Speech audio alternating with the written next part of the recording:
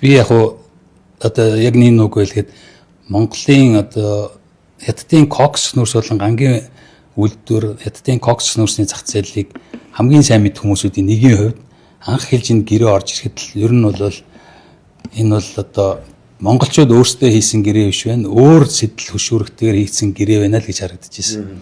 Анх хэлж 12 сард өнгөрсөн оны 12 сард тогтоолын төсөл орж ирэх 58 дугаар хэлөө тогтоолын төсөл орж ирэхэд тэрэн дээр бол яг би одоо төвчээд гэх юм одоо чимээгүй одоо сайн болж байсаа энэ юм нь явчаасаа төмөр зам нь холбогдчихаасаа гэдэг утгаараа ингээд явж байсан. Дараа нь 1 сарын сүүлээр хилцээрийн соёрхон батлах асуудал орж ирсэн байнгын орон дээр тэгээ тэнд бол би тодорхой байр суурьтай тэр үед нь илэрхийлсэн. Угаасаа тэр үед бол би тодорхой бүр ингээд шаардлагууд 1 2 8 жил байсан ч үлээ зүйлүүд ийм асуудлуудыг шийдэхгүй би нэг дэмжих боломжгүй гэдэг. Тэгээ яг зөвхөн энэ дотор бол асар олон деталууд байгаа. Нэг нь бол үнийн асуудал байсан.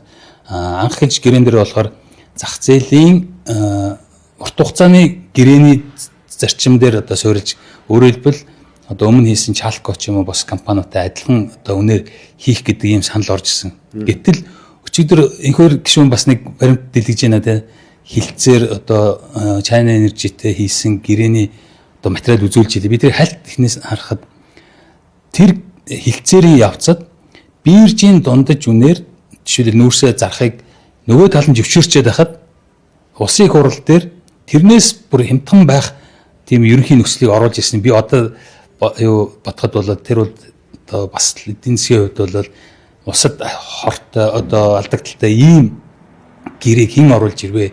Ямар их ашиг цаана байсан бэ гэдгийг бас хардхад л үргэж чинь. Тэр үед угаасаа хардчихсэн. Яагаад гэвэл тэнд хардах асар олон шалтгаанууд байна. Нэгдүгээр одоо нууцтай холбоотой асуудал. Бид нэр ингээд газрын баялаг, ард түмний баялаг гээл байгаа компаниудынхаа хувь хувьцааг авъя гэж яриа хэлцэл хийгээд ингээд явж байгаа мөртлөө хамгийн чухал хамгийн том компанийхаа дээр зарж байгаа юу гэрээнийхээ деталуудыг хууль тогтоогч нар мэдхгүй, засгийн газар мэдхгүй бүгдийг нууцлалд оруулаад хийж ийн гэдэг чинь тэрийг цөөхөн хүн мэдүүлэх сонирхолтой. Цаана саяных шиг жишээлбэл ингээд нөгөө тал нь би үнтэй авъя гэдэг хат үгүй би чамд хямдхан өгье. Эднэр энэ хямдхан зарья гэдэг санал жишээлбэл усыг уралд оруулж ирж байгаа бол одоо ингээд цаана хулгайны үүд нэгдчихэд байгаа. Нөгөө талаас одоо China Energy-гийн талаас бол биржийн үнийн дунджаар авъя гэж санал тавьсан гэсэн үг үү? Харин ээгвэрийн тэр юу бичлэгийг үзэхэд тэн дээр бол яг гэрэн дээр нь яг л тийм л нөгөө тал нь ингээд биржийн дунджаар авъя гэдэг ийм тохиролцоонд хүрсэн гэдэг. Гэтэ тэр нь одоо урт хугацааны үнээс хамаагүй өндөр нь баггүй. Тийм байхад манайх одоо $53 гэж сүлээд байгаа. Яг нь мэдээж тэн дээр 5 биржийн дундаж үнээс 30% гэдэг хүртэл агуулга гарч ирж байна. Та тэр тал дээр мэдээлэл. Тэр нарийн үнийн бол мэдхгүй. Одоо тэр чинь байнга өөрчлөж идэг учраас тэрийг бол сайн мэдхгүй. Яг одоо тэгэхээр гүшнээ ингэдэж штэ одоо мэдээж тодорхой үнд заачаар нүүрсийн үн буусан тохиолдолд тэр үнээрээ зардаг нэг тийм ашигтай байж магадгүй. Эдийн засаг унах ч гэдэг юм нүүрсийн үн унах үед тэр гэрээ ашигтай байх боломж бий гэдэг асуулт. Яг ер нь бол хятадын зах зээл одоо олон жил цаг зарж энийг судалсан үед бол бид нар бол яг үүндээ хашаа давуулаад нүүрсээ зарчвал болно гэж бодоод байгаа. Хятад гэдгийг ерөөс ойлгохгүй. Бид нар дандаа худалдааны компаниуд зарж байгаа. China Energy буюу Шинхуачин гэсэн яг кокс нүүрсний хувьд бол худалдааны компани болно. Хил дээр болон уухай дээр ганц нэг коксын үйлдвэртэй болохоос биш гангийн үйлдвэр байхгүй. Өөр том одоо жишээл гангийн үйлдвэрүүдийн бүсүүдэд том коксын үйлдвэрүүд байхгүй.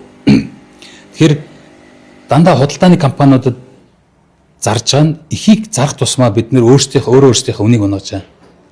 Одоо бид нар ингээд өөрсдийгөө хуураад Chalcot ч юм уу, China Energy ч юм уу тэдэн сая тонн мөнгө хэрэгтэй байгаа учраас урьдчилж мөнгө авчээ. Тэгээд одоо амьдралтай үнээр ингээ өгчий гэж бол.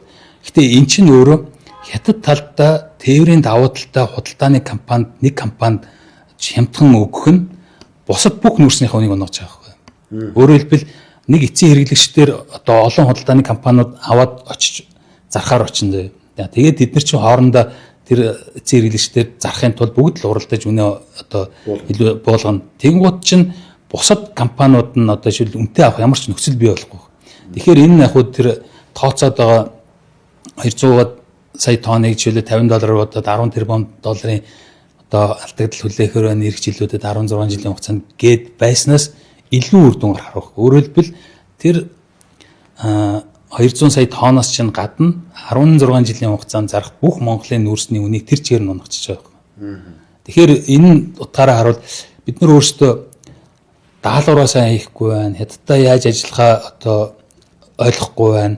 Нүүрсний зах зээл нь ямар байдгийг, хятадын дэд үтс нь ямар байдгийг, хаана хэрэглэгчд яаж хүргэдэг, ямар өтөг зардлаар үрд ямар өрсөлдөөн байдаг гэдэг ерөөсөө ойлгохгүй.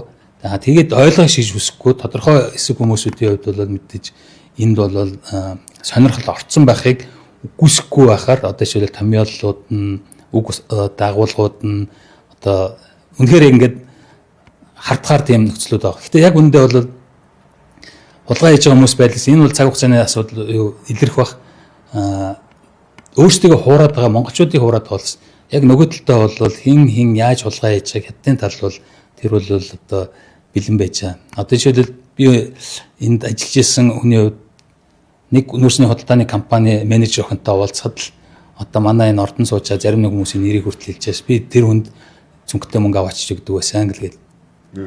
Тэгэхээр одоо жишээлбэл эн чинь өөрөө тэнд бол бид нар ингээд элийн цаана нүүрс гаргаад хаяхад бүх юм биднэрт хамаагүй гэж бодож байгаатай адилхан тэндээс мөнгө авахдсан тэнд мэдгүй гэж бодож байгаа. Яг үндэ бол буцаагаад бас ингээд улс их орноо барьцаанд оруулж аюулгүй байдал ч гэсэн одоо хор хохирол учруулахаар ийм хэмжээний асуудал болж байгаа. Хятадын талд бол би бол энэ хин ямар явуулгад өгч байгаа энэ мэдээллүүд бол бүгдээр ингэ нийл болж байгаа. Тэр нэг бацах сухаас нь мэдээд байгаа шүү. Гэхдээ яг би нөгөө яг ажиллаж исэн одоо энэ салбарт байдаг хятад хүний хэлсэн мэдээллээр авахлахаар ямар ч сан манай эрх үеийн хүмүүст одоо жишээлбэл манай улсын их хурлын дотор байгаа хүмүүст зүнхтэй мөнгө авчиж өгч ийсэн гэж одоо тэр бол баримттай гэх юм уу. Тэгэхээр энэ асуудлууд бол бид нэр ингээд монголчуудаа хуураад байгаа юм шиг болооч цаанаа бол энэ асуудал чинь айгүй том асуудал болно шүү гэж бас олгоо хийж байгаа ч юм уу хийхий завдж байгаа хүмүүст бас одоо хэлэх стокчуд чинь тэгээд яг улсаа удмаар байхгүй. Тэр хүмүүс яг нэг хэсэг жоох мөнгөтэй олж болно. Буцаад өөрсдөө хавханд орж байгаа учраас тэгээд монголчуудын илүү бид нар нэмж илүү нүүрс олборлохгүйгээр илүү орлого олох боломжийг бас ер нь бол ингээд дунд нь хаагаад байгаа. Мэдээж төмөр зам чухал. Бид нар одоо жишээл өөрийнхөө мөнгөөр төмөр зам барьж байгаа байхгүй. Тэгээд тэгсэн мөртлөө дахиад яг холболт хийхин тулд одоо жишээл хятад хямдхан нүүрс өгөхгүй болохгүй байна гэдэг шалтгаан тайлбар хэлж байгаа. Яг үндэ тэр төмөр зам чинь тэр хятад ашигтай байхгүй. Өөр тийшээ явах чаа төмөр зам биш. Тэрүүгээр явбал илүү их хэмжээний нүүрс орно. Тэрүүгээр явбал нөгөө талд нь дэд үтс төмөр зам барьсан компани маш урдан ашиг орлогоо олно. Тэнцэнээс илүү үр дүн өгөөж хүртэнэ. Тэгэхээр яг зүгээр том зургаар харуул хятадын эрх шиг гэж бодвол төмөр зам угаасаа бид нар өөрсдөө барих нь заавал тэгж хамаг юм барьж гуйхгүйгээр хилцээр их болцоотой байсан харагдаад байгаа байхгүй. Тэр одоо жишээл 16 жил гомдсон юм чинь гомдсон жилүүдийнхэн тоогоор одоо жишээлбэл гэрээ хийх тэр тийм логикгүй тэгэхээр яг ийм логикгүй асуудлуудын цаана өөр сонирхлууд байх үед л гэж хардж байна. Тэгэхээр тэр нь өөрсдийгөө чуураад монголчуудыг чуураад яг үнэндээ цаанаа бол бүх юм ил байгаа. Одоо энэ дээр мэдээж хил олболтон дээр хоёр салбарын тухайн үеийн сайд нар яригдах байх. Тэгэхээр ингээд одоо яг энэ хулгай манайхаа хулгай гэж ярих дуртай. Үүнийг хулгай гэж харж болох. Гэхдээ яг би сайд албан тушаалтнууд гэхээс илүү энийг зүгээр нэг тийм хүн бол хийх асуудал биш гэж бодчихоо. Тэгээд тэрвээ одоо шивлэл өнгөрсөн хугацаанд ч юм уу байсан бол одоо яг би бол нэг сайд гэж бодохгүй л юм л та. Нэлээд олон байна. Яг мэдээж тэр чинь хийх чинь сонирхол байна. Нөгөө талын холбоосууд байна. Хятадтай ойрхон холбоотой ч юм уу эсвэл өмнө тийм хийж исэн ч юм уу. Цаг хугацаа харуулах уу. Тэгээд яг би бас өмнө 12 сард биш 1 сард хэлж исэн. Бид нэр одоо нэг цаг хугацаа өмнөнийг харуулна гэх тансаг биднэрт байхгүй байна. Одоо шил төсөв юм хүнд болцсон үед дахиад дагуулад төсөв дагуулад нүүрсний дахиад нэг шинэ орд одоо нэг ийм төсөл ороод ирсэн байгаа. Засгийн газрын улсын их хурлын тогтоолын төсөл оруулаад ирсэн. Өмнөхийнхөө очоо олоогүй ч тэгэнгუთ яг өмнөхтэйгээ адилхан буцаад аман дээр одоо зараа гэсэн нөхцөлтэй уурхаага тээврээ одоо жишээл борлуулалтаа хятадууд хийсэн ийм хүн нөхцөл оруулаад ирсэн баг. Тэнгууд тэр хятадууд China Energy-тэй хийжсэн хилцээрийн тэр бичүүдээс нь харахад хятадууд гэсэн хэлийн нөхцлөөр авъя гэдэг зөвшөөрсөн л байсан юм. Тэрийг заавал яга буцаж орох гэдэг. Анх эхэлж би бас одоо энэ нүүрсийн борлуулалт хийх гэж явж байгаа хятадуудаа уулзж хахад хятадууд хамтарч ажиллах нь хоёр юм хамтарч ажиллаад танаас хоёрхан юм багт хэрэгтэй гэж хэлдвэсэн. Юан тоолдог машин нүүрс пүүлдэг пүү хоёр л багт болно гэдэг. Нүүрс атсан машин пүүлдэг пүү.